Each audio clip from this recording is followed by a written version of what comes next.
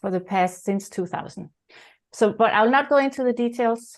I think you have seen them and you know about them, both from the invitation to this webinar, but also from all the climate change negotiations and information that we have around us.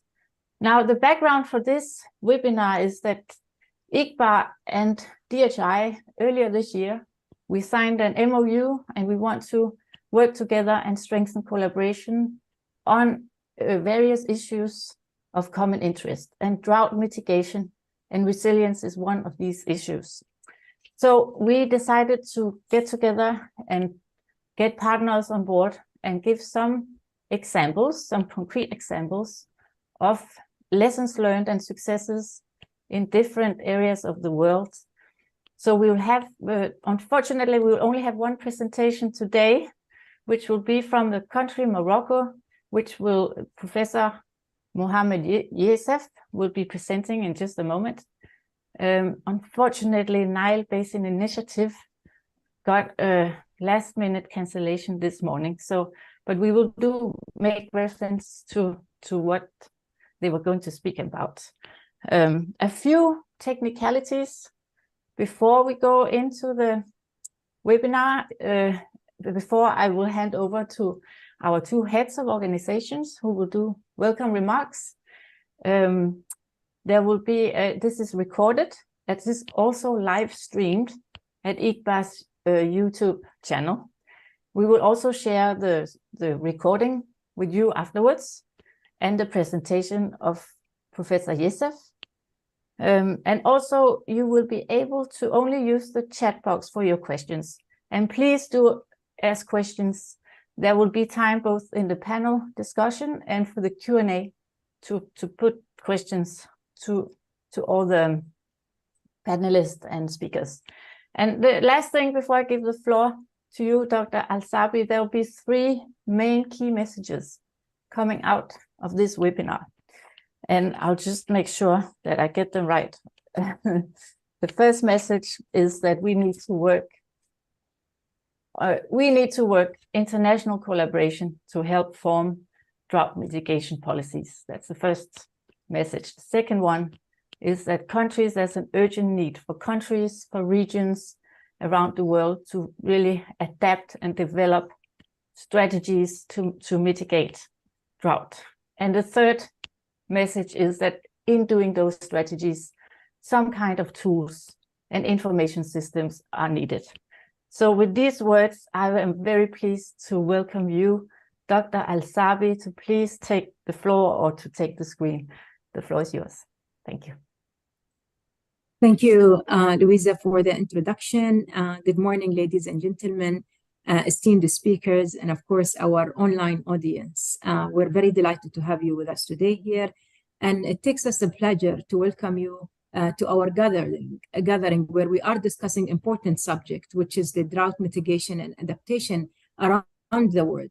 In many regions, drought has already been a major problem and cause a serious concern due to their far-reaching and wide-ranging consequences, especially on agriculture and agricultural productivity, given that this is the field of work.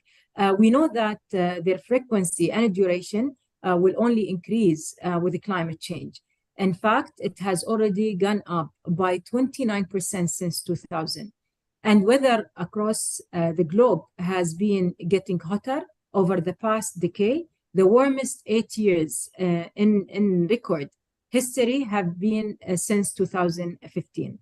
While climate change affects its effect varies from one region to another region, arid and semi-arid areas will bear the burden. Water resources will get scarcer and droughts will become more recurrent and extreme.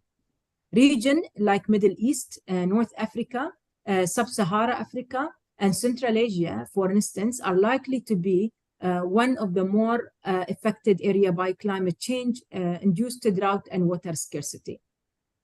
In particular, the drought will have adverse impact on agri-food system and agriculture forms the backbone of many rural communities and also the backbone of many economical activities, and therefore it will be impacting the livelihood and the farmers' activities in those region and put them at risk and vulnerability.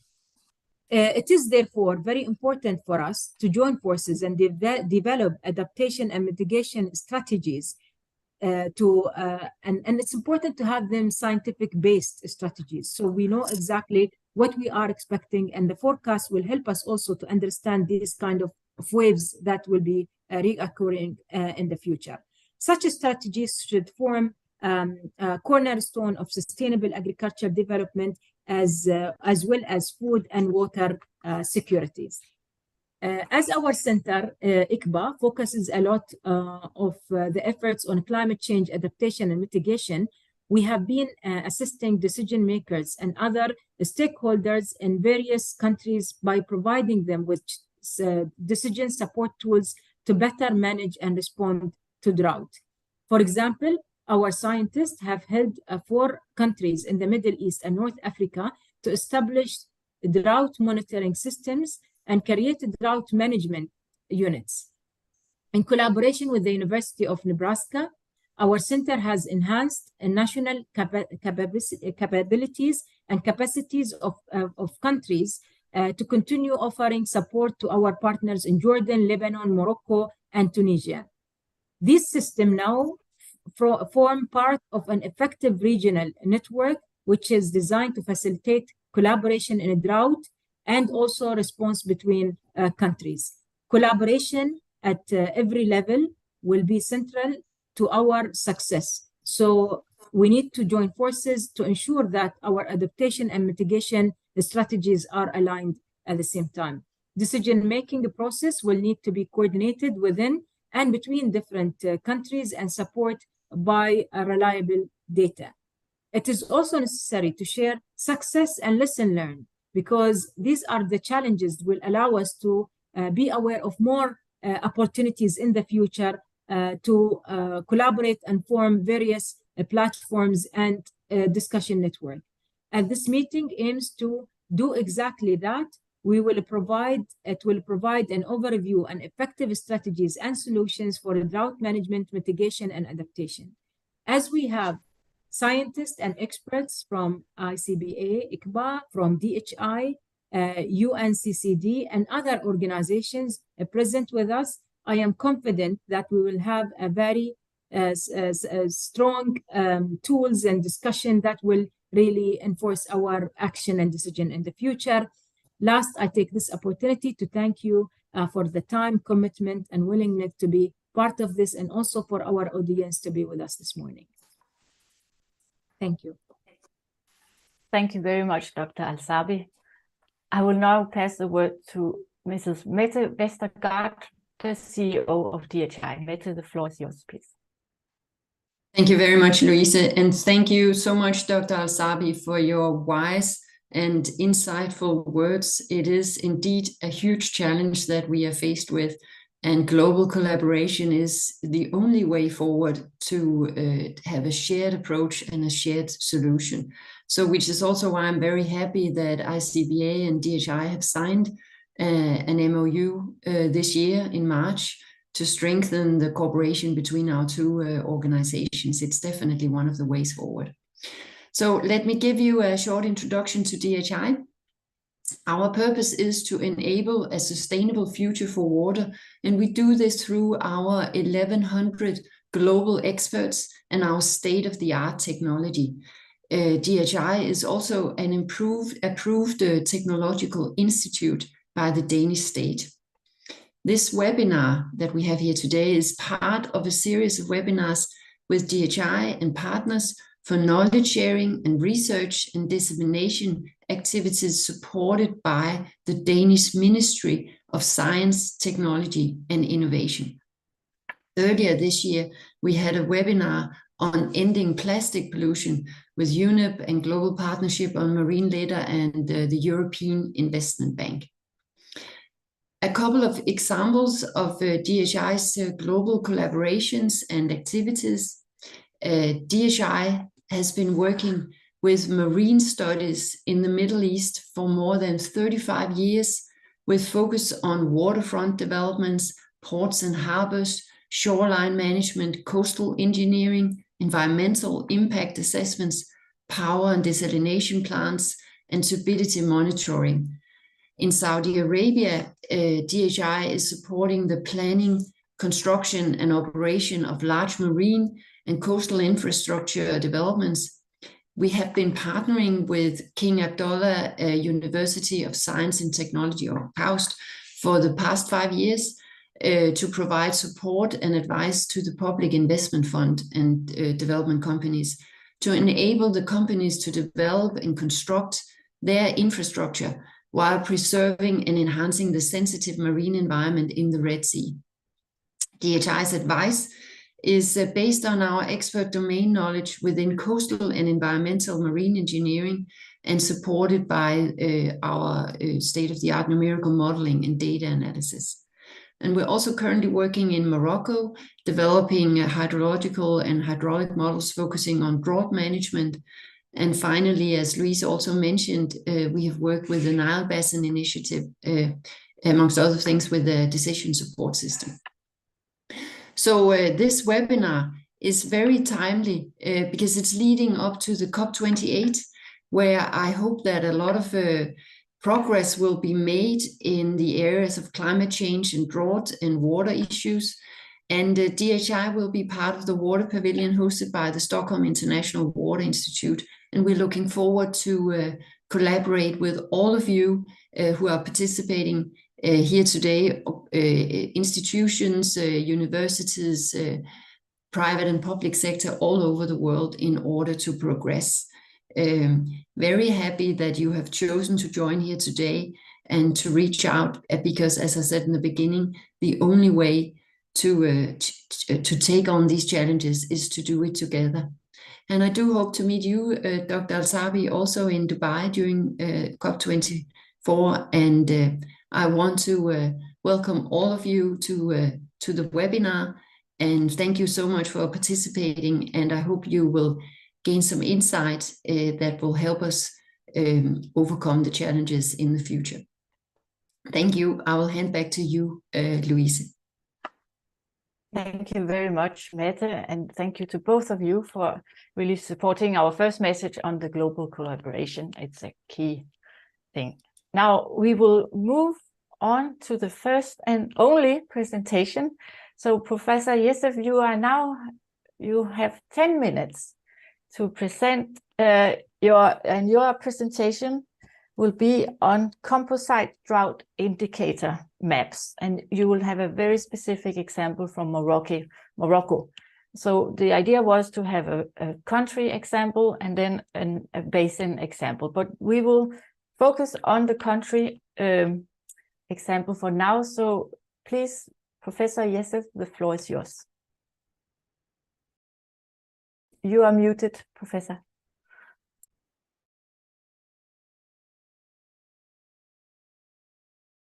You are still muted. Yes, it's okay now. Can you? The presentation is shown. We do not see the presentation. Okay. I do not see it yet. Now, you see the presentation now? I don't see it. Does anyone else see it? Not yet. Not Okay. yet. Sorry. I have to. It worked before, so I'm sure we'll get it to work again. Yeah, I have to do it again. I'm not that much.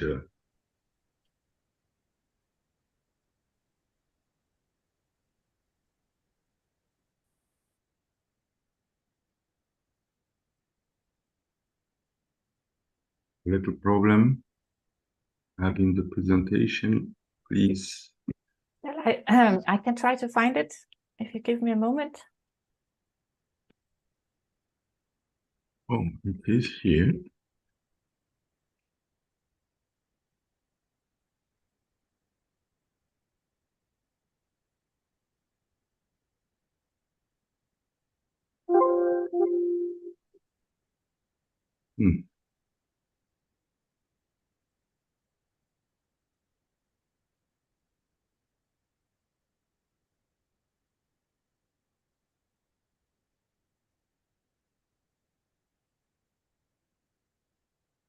Now, is it okay now? Yes, Yes. see it. Thank you. Good. I'm sorry. It's good that we have a little more time. So, first of all, then now that I have a little bit more time, I would like to thank the organizers, ICBA and DHA, for giving me this opportunity to share with you a very interesting and wonderful experience that I had with a team for different institutions about elaboration of a composite drought indicator, particularly maps about this indicator, to be used as a tool for assessing and managing drought in Morocco. As you may know, Morocco is one of the countries that suffer a lot from desertification, since this phenomena is very, very frequent. For example, during the last 40 years, we have more than 20 dry episodes that were recorded, among which some of them exceed even 5 years of duration. And this is very hard for the country. And for this reason, decision makers have needs to have tools to be used as a support for their decision. And for this reason, Morocco was one of the first countries, thanks to collaboration programs with different institutions, to have a composite agricultural drought indicator. The first indicator was elaborated within the Land Data Assimilation System Morocco project that was led by the the National Center for Teledetection in Morocco, CRTS, with good collaboration with the University of Nebraska and the University of Maryland. And the idea behind this the components of this indicator was based on hydrological cycle and the responses of plants and the behavior of plants in response to different parameter or environmental factor, among which precipitation that was represented by the SPI, soil moisture, evapotranspiration, and finally the response of plants, which is represented by the NDVI. And all these parameters were gathered since they are available in universal database, particularly the NASA and other United States agencies. And with respect to this composition of the composite drought indicator, I was asked within this collaboration between the University of Nebraska, CRTS, and myself, I was asked to come up with weight, to give weight to each of these components because they don't act the same way. And for this reason, we needed an accurate and an accurate parameter to be used as a control, and for which data are available for a long period of time. And also, this data must be available site-specific in different regions of Morocco. As you may know, Morocco is a very contrast country because of its geography, its topography. We have mountains of cedar mountains with snow, and we have the desert, the Sahara desert with nothing. So we needed to have data that represent all this situation. And the only available such parameter was yield of wheat, since wheat is a very common crop in Morocco. So we used yield of wheat to generate a map related to drought based on yield of this crop. So this map was used as a control. And then we produced a map with different classes, the same classes was produced for the 4 indicator components of the composite drought indicator. And then by a system, we compared the map with the different classes of drought to the maps of these 4 indicators. So with a system of comparison and confrontation by overlapping this card, we were able to see which of these indicators is the best related or match the best with the map issued from the yield. And this way, I cannot go into more details, maybe later on, but I'm just giving you the principle. But this work was based on a lot of computation and statistical analysis, using different methods to come up with these classes that could be superposable, based on ranking methods and the percentile method. Maybe Rashid can go to more detail later on, since he was involved in these activities. So, and this way we come up with we were able to superpose, to overlap. For example, the NDVI for a dry year 2006-2007, that was overlapped with the yield map of the same year. We chose a dry year to do this comparison, and this way we come up with the weight to be given to each of these indicators, the 4 indicators that were 40% for the SPI, 20% for the 3 other indicators.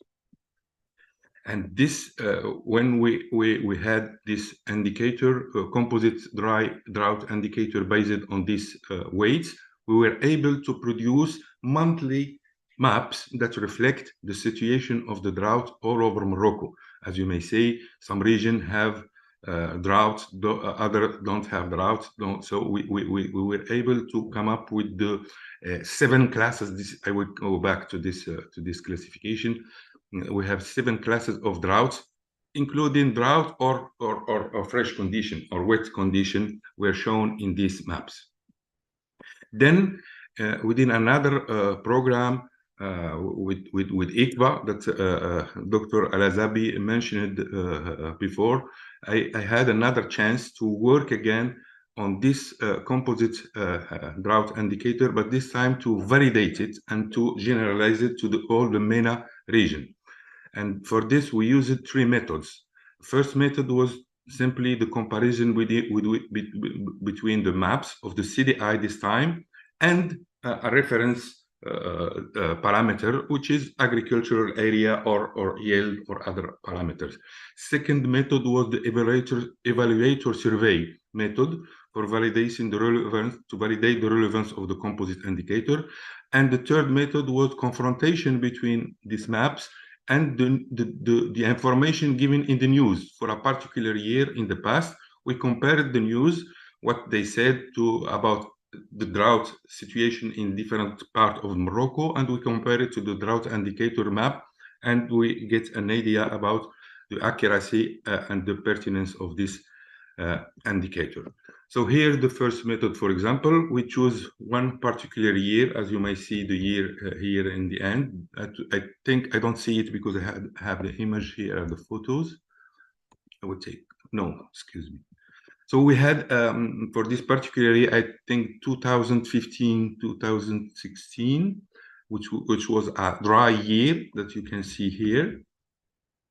And we compared that to the maps for this year for the different maps. And as you may see, effectively, the maps show all Morocco is red or orange, which means that the drought situation was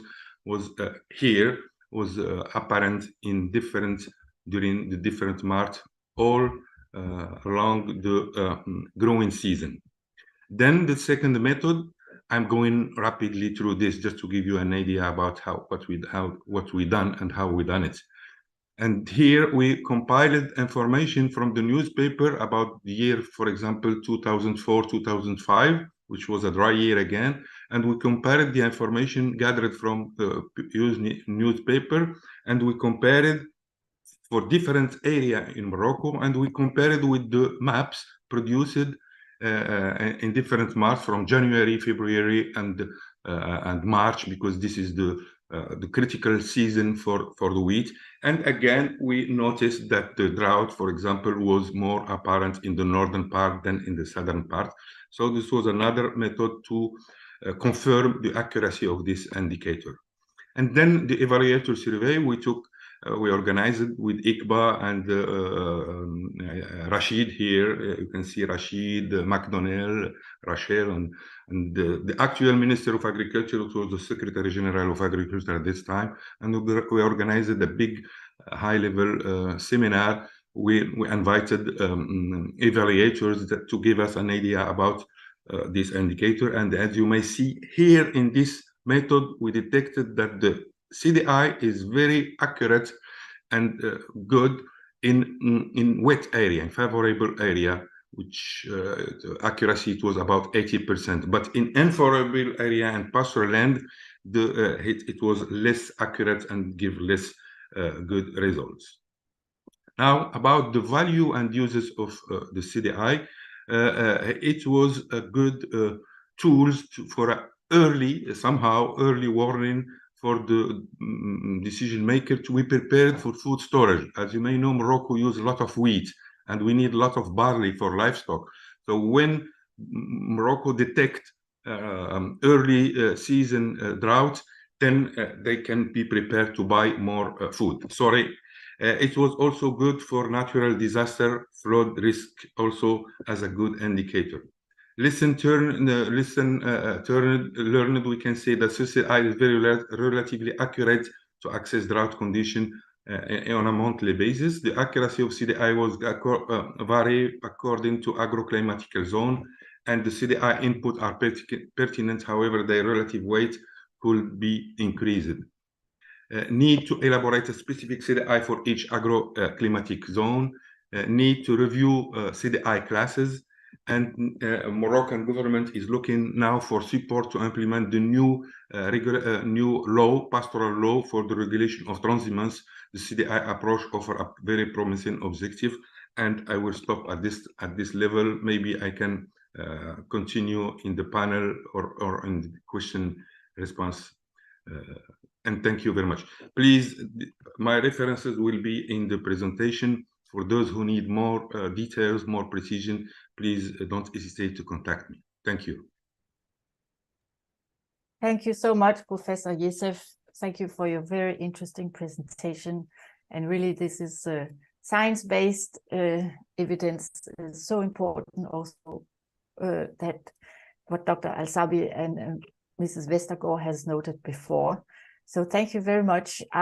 Before we go to and indeed you will have the opportunity to go much more in details with lessons learned and successes, both in the panel discussion and also we expect questions from the audience.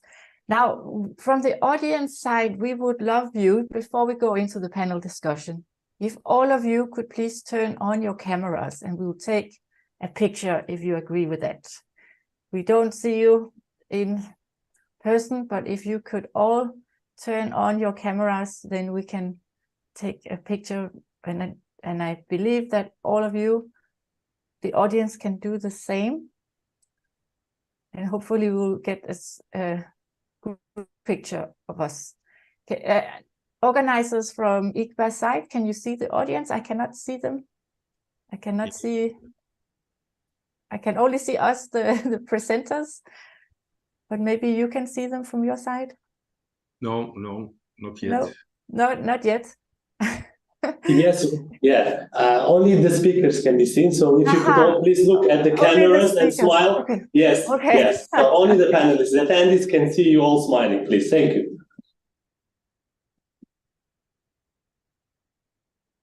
All right. Did we succeed in a successful group picture? Thank you, Mutalib. Yes, thank you very much. Okay, thank you. And well, we would have liked all of you to be in the picture, all of you. Now, before we go to the panel discussion, I just want to make sure that we acknowledge Nile Basin Initiative and Dr. Mutahir Sarouk, who is the Regional Water Resources Modeler. He was going to give a presentation on drought forecasting and a monitoring tool for the Nile Basin stakeholders. And stakeholders are more than the 10 member states of the Nile Basin. It's also the Secretariat, the Nile Basin Secretariat, There's also civil society organizations. Now, he will not be able to make the presentation, but I can inform you that you can find it. His presentation was given a few weeks ago at the Nile Basin Development Forum. So if you Google on the Nile Basin Development Forum and you go into the climate change session of, I believe it was the first day of the forum, around the 18th of September, you will find Dr. Sarouk's presentation there. But unfortunately, he was not able to give it here. Also, I want to mention that we did invite the University of Nebraska to participate, as well as World Bank and USAID. USAID has been partnered with IGBA and with Morocco in this project, and World Bank has been a long-term partner of Nile Basin Initiative. But unfortunately, and I think it's because of the time difference, they could not join us today. But now I will hand over the screen, to Dr. Augusto Becerra.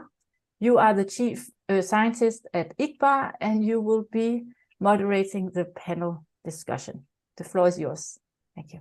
Thank you, Luis, and thank you to the organizers and also to the audience for paying attention and participating on this very important talk.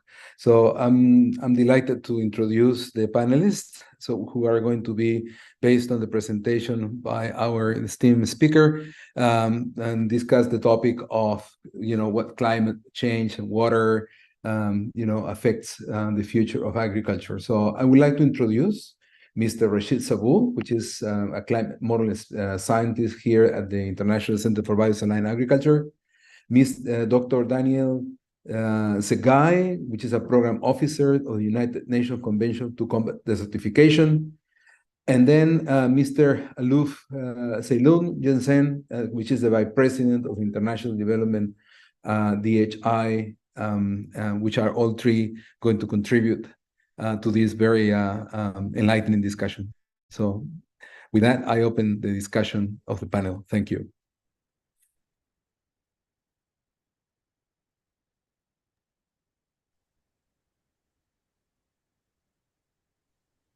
I start, or anyone else can start? Yes, please start. Yeah, I think we can start with Daniel, please. Thank you for, and we can continue with Rashid and then Aluf. Thank you. Great.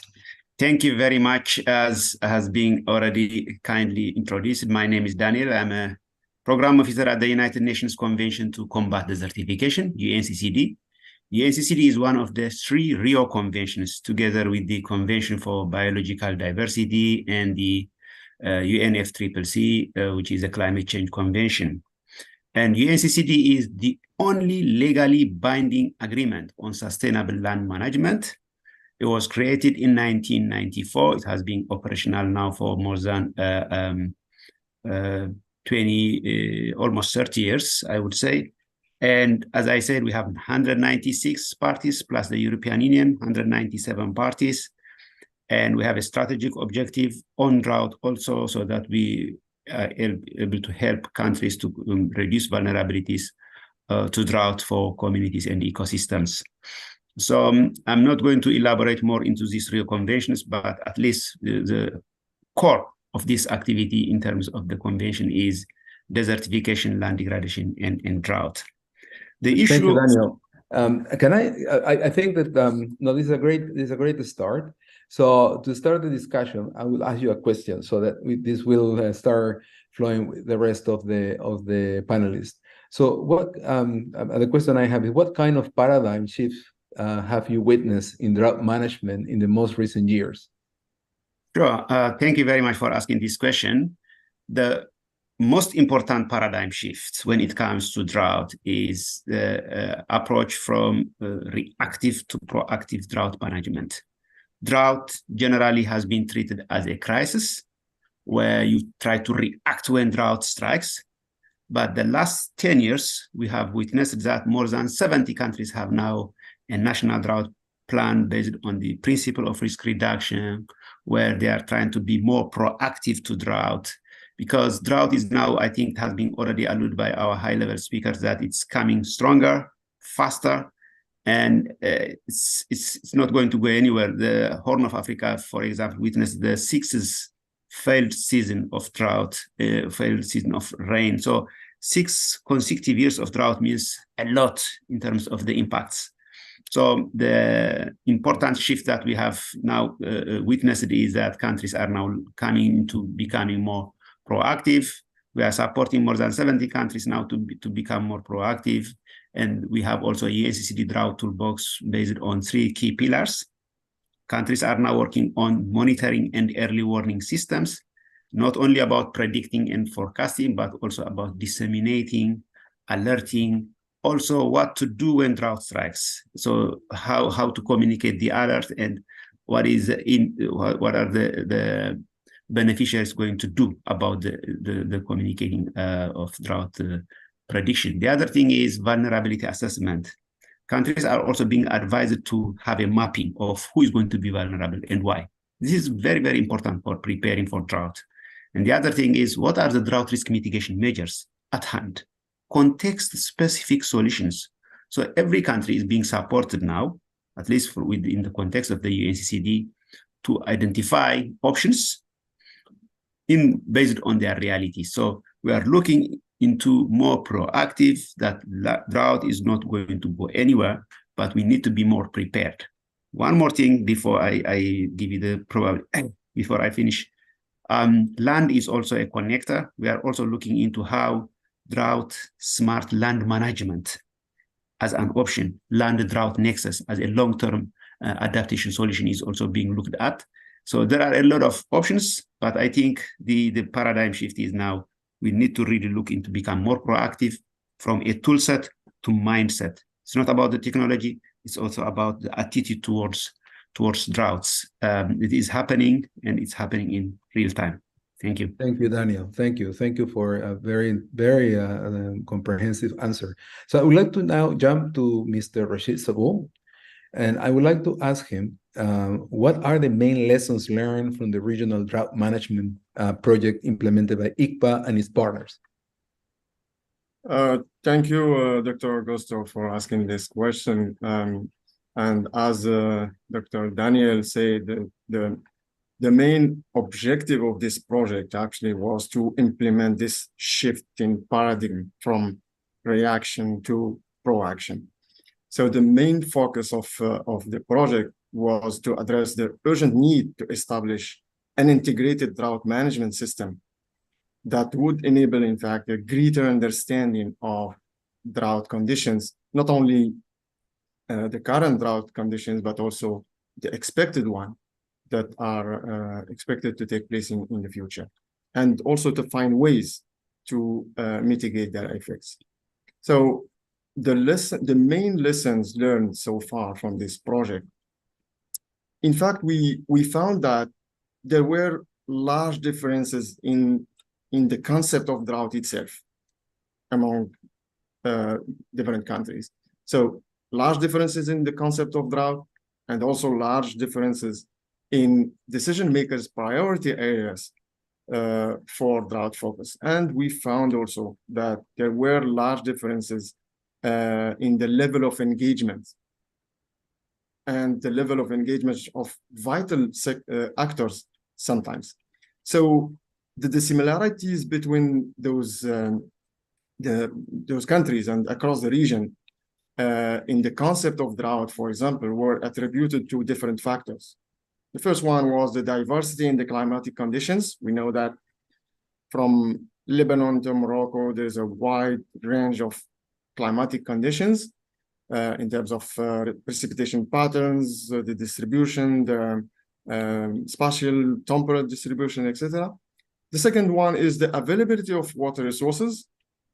There's a large differences. There are large differences between the countries in terms of availability of water, but also in terms of management of this resource.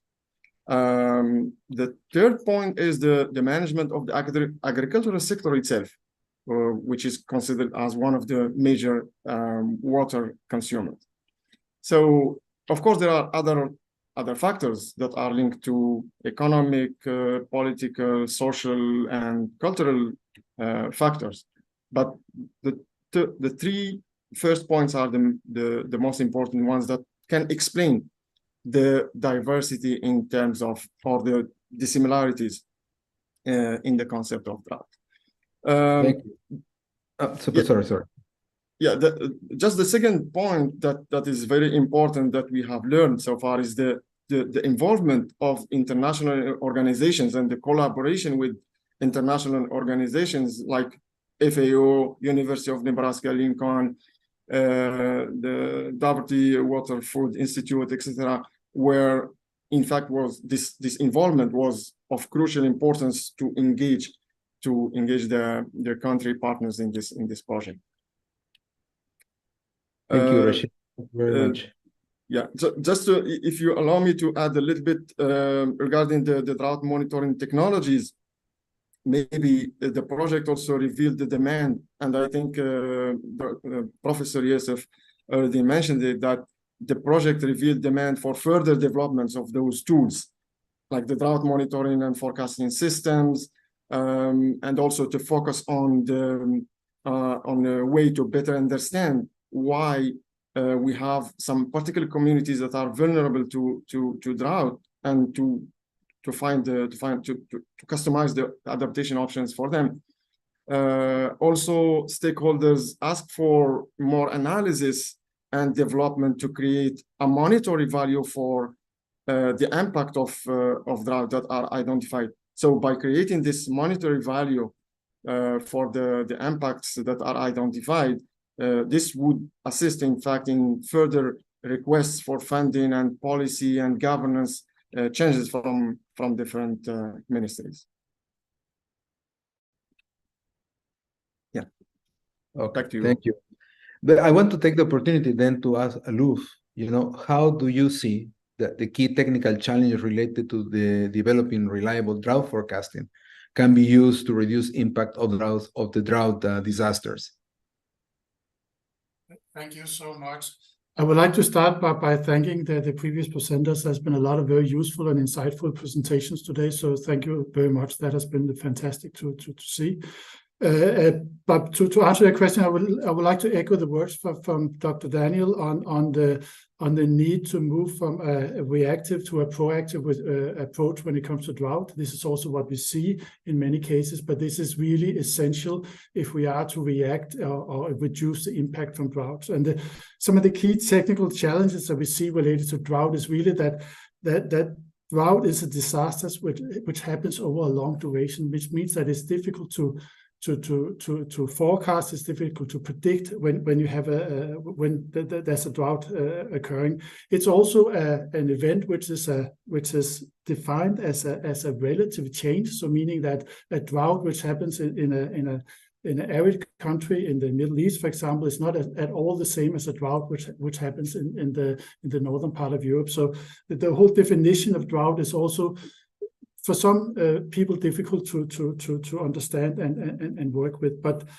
the key challenge I see is really from a technical point of view is really related to how can we forecast and how can we predict drought disasters. So this all links up to the ability and the reliability of long-term climatic forecasts, which I see as one of the key technical challenges that we are facing. And so this is, and then also how to disseminate the uncertainty of these long-term climatic forecasts, which can be difficult to understand for farmers or local entities or local governments, and how to actually react on these forecasts. So long-term forecasts and also dissemination to the people on the ground that actually needs to react proactively on these warnings. That's some of the key technical challenges that I see from my side.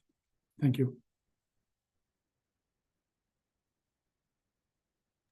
Thank you. So, yes, Dr. Mohammed, Youssef, you have your hand up, please. I just wanted to add something I mentioned before. I think drought does not act and does not have the same impact all over the countries, especially for example, in our country, we found that the CDI was not that accurate all over Morocco. That's why we need maybe to work on specific tools and also strategies for different agro zone or agroclimatical zone or eco zones. For example, in Morocco, we have mountains, deserts, plain, plateaus, and each part of Morocco has its own specific condition and may be treated different ways. And we have a good experience with the CDD that we've done a zonage within a strategies for each eco zone according to the specific condition. Also, I think there is a need to develop long-term monitoring systems, because now we don't have data for long-term except for the universal data, but other parameters are needed to develop models to predict and also to think about specific strategies for each condition and each situation. Sorry for taking more time. No, thank you. I think it was a very important remark, because then allow me to ask this question to Mr. Daniel about what will be the functional holistic drought management at the planetary level scale. You mentioned that this is every country is different. So when it comes to the global, so how do we look like this drought management and the approach to manage drought? Daniel? Thank you very much. I think this is very important. I would like to echo what Ms. Westergaard said about the collaboration and also looking at a holistic drought management approach. Let me give you, maybe for the purpose of this audience, that governments of Spain and Senegal have spearheaded the coalition of the willing in terms of creating an international drought resilience alliance, IDRA. This was launched in Sharm el-Sheikh in Egypt for COP27, and we are going to have also a slot in COP28 to discuss the way forward. And the holistic drought management approach is looking into how countries can learn from each other. I think this is very, very important, that drought knows no political boundaries, and we need to bring together. So more than 30 countries have now come together, and more than 20 UN organizations. I would like to also invite now ICBA and DHI. UNEP is already part of it, to be part of this alliance. And it's looking to raise the political profile of drought in the first place, and also looking for a common framework for action. When we talk about drought resilience, what is it for Morocco, and what is it for Denmark, and what is it for Germany? I think we need to have a common framework, a common basis. Knowledge sharing and exchange of experience is very, very important. The technology is there, solutions are out there. It's all about upscaling, outscaling them. And the other option, pillar for this IDRA alliance is finance, innovative finance for drought mechanisms. So these 4 key pillars at a global scale, countries at heads of state level are now looking into a global drought resilience. One thing that I would also want to mention is the Intergovernmental Working Group on Drought, led by the UNCCD, is looking into many, many options. It was created by parties at COP20, at COP15 in Cote d'Ivoire. How can we manage drought sustainably under the UNCCD? Because this piecemeal approach, trying to look into drought emergencies, doing this and that, and then we forget about when drought is not anymore there. I think it's very important that this Intergovernmental Working Group is now considering a lot of options. One is legally binding agreement, non-legally binding agreements. Global target on drought resilience is also being looked at, a global work program on drought, and they're looking into innovative finance mechanisms for drought. So a lot is being done at the global scale, and holistically, we wanted to make sure that no country is left behind when it comes to drought resilience. And one last thing that I also wanted to mention is the economics of drought preparedness. We always look like for drought as avoiding a disaster, avoiding or trying to minimize the loss of lives and livelihoods. Preparing for drought also makes economic sense. A recent study that we did shows that the benefits of action before drought strikes versus the cost of inaction is like 1 to 10 ratio. So if you are prepared for drought, you are also saving monies, because when drought strikes, you do uncoordinated activities, you have to do international emergency, and it's expensive. So I think in order to sensitize governments to act on drought, we need to make sure that to tell them that this is also, it makes a lot of economic sense. This is what probably one of my key message for today. Thank you. No, thank you. I mean, I think this is very insightful, and you mentioned something that is important. So, how can we not let any country behind when it comes to drought warning and drought monitoring? And so, I would like to take this opportunity to then ask Rashid, what actions are still needed for the countries to be proactively managed for future drought events?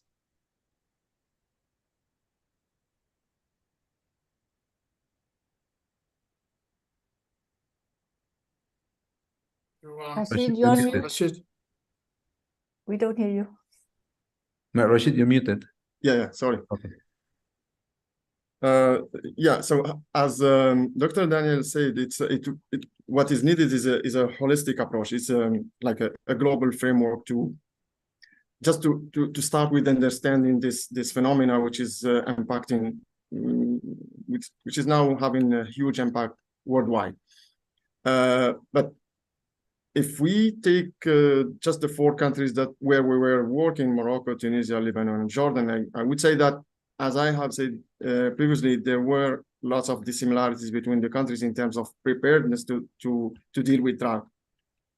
But there are still some points to work on in those countries to reach the level of full preparedness to deal with drought and to act like in a proactive manner. Like, for example, in Morocco, the main risks to be solved that affect the availability of water are the groundwater pumping, for example, and the depletion of groundwater stocks, the degradation of the surface groundwater also, and the quality of this water due to urban and industrial and agricultural pollution, the lack of investment in management mechanisms to cope with chronic water scarcity. So this aspect is now being tackled by the disaster risk management unit, and also the lack of collective arrangements in drought-prone territories, including the creation of cooperative risk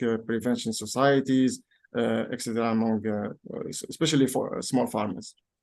In Tunisia, there is a lack of availability of sufficiently disaggregated data by delegation or by even sector.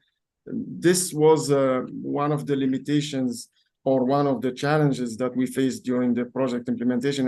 And I think this is one of the points that Tunisia need to focus on to improve, in fact, the data collection at a local scale.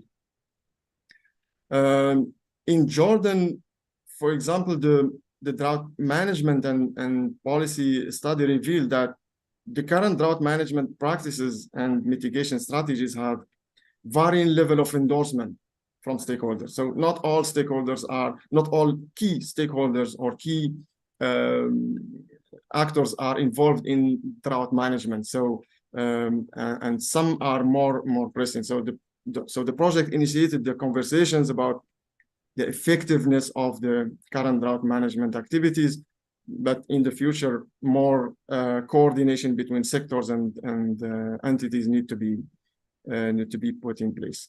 From Lebanon, the lessons learned from the 2014 drought, which was considered one of the worst drought over the last 50 years, it revealed that in Lebanon, there's a weak and slow government response. And there's also lack of legislation and governmental emergency plans. So there is no plan to deal with drought, maybe because they were not used to have such severe drought in the past.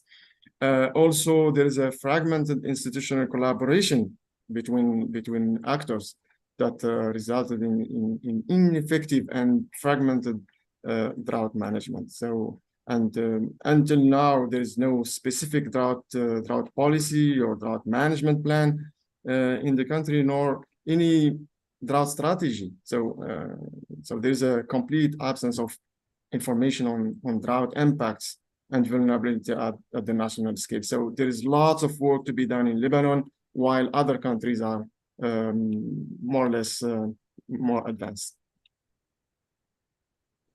Thank you. Thank you, Rashid. And so those are very insightful comments, and I had a lot of more questions to ask. And when you were talking about underground water management, immediately for me were several questions that could be asked. But I think it's time to ask the audience about what they would like to know from this very insightful conversation about what the future of the management of drought is. And so we will look at the questions and answers section and look at what is people is asking there. I cannot see any questions yet. Not from my prompt at this. It's coming something here. Listen. So we're still waiting for some questions. So maybe I'll make a question. So I'm part of the audience anyway. So I read an important fact not long ago that about 15,000 kilometers cubic of water has been pumped out of the aquifers of Earth in the last 75 years. So, in the hydraulical system, I mean, how that much water that has been pumped out of the aquifers affects the management of drought today. So, do you have any insights on this? Or this fact is not affecting the future of management of drought? Dr. Augusto, I will propose that we hold another webinar on this question. Okay. I knew it was a bit. And also, I because in the time is running out, and Yes. we will not take the precious time of our audience and our speakers. There are comments, a long line of comments in the Q&A. There's Yes. also one question about if we work with ICADA. And I'm sure we do in some way or the other, or some of our partners do. And we have seen your comments, and thank you also for sharing your articles and your solutions that you have put in the comment field. I'm afraid we need to wrap up. So I'd like to thank, first of all of the speakers and presenters. It's been a great conversation, very, very insightful information. And I think we can surely say that we are all working on this global collaboration. Daniel, thank you for inviting both ICBA and DHI to be part of this coalition of the willing. And I'm sure we will say, yes, we want to join you. We'll get back to you on that. And also thank you for all the very, very technical and specific data and analytics and information systems. It's always very complex, and it's very, of course, very different from country to country and season from season.